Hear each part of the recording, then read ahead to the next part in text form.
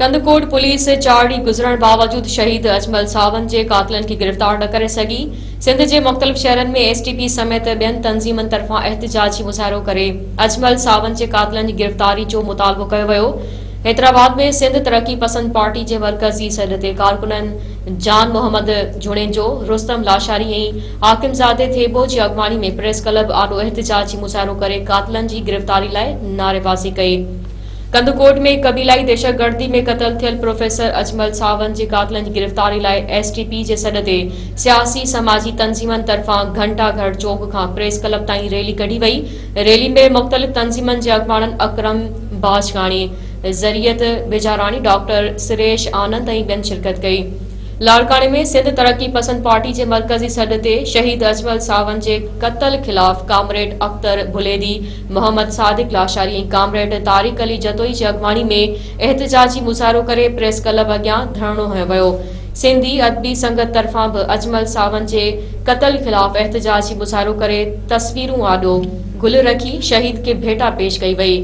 शहदादकोट में सिंध तरक्की पसंद पार्टी तरफ़ां प्रोफेसर अजमल सावंत जे क़त्ल ख़िलाफ़ हयात दुनियो, इमदाद सुमरो, शबीर मक्सी ॿियनि जी अॻवानी में एहतिजाजी मुज़ाहिरो करे धरणो हंयो वियो।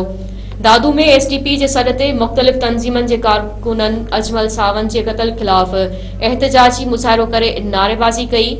मिरपुर में प्रोफेसर अजमल सावंत जे क़त्ल ख़िलाफ़ सिंध तरक्की पसंद पार्टी जे कारकुननि करीम कीरियो, अकबर शर, गुलज़ार मक्सी ऐं नज़ीर कीरियो जी अॻवानी में हथनि में प्ले कार्ड ऐं बैनर खणी प्रेस क्लब अॻियां एहतिजाजी मुज़ाहिरो कयो वियो।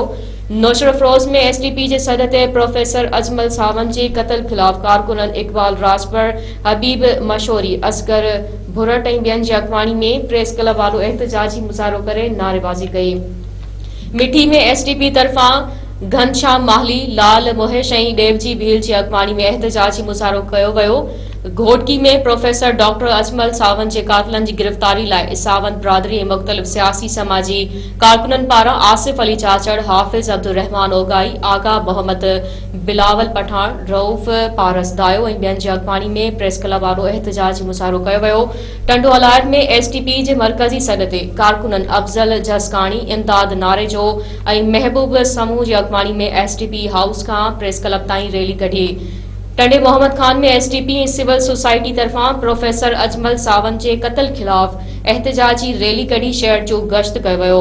सकरन में बहितरी कमेटी तरफ़ां चेयरमैन रज़ा मोहम्मद चांडियो, खैर मोहम्मद चना ऐं ॿियनि जी अॻवानी में काज़ी सरफराज़ मेमण चौक ते शहीद अजमल सावंत जे तस्वीर मथां गुल निछावर करे ऐं मेणबतियूं ॿारे भेटा पेश कई वई।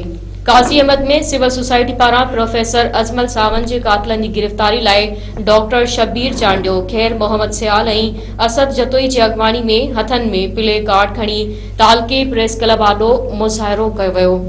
कंडियारे में प्रोफेसर अजमल सावंत जी कातिलनि जी गिरफ़्तारी लाइ एसटीपी जे सॾ ते कारकुननि ज़ुल्फ़िकार मल्हा, अनीस सेतो, इमदाद केलरी ऐं फरमान अली जी अॻवानी में एहतिजाजी रैली कढी प्रेस क्लब आॾो धरणो हंयो वियो।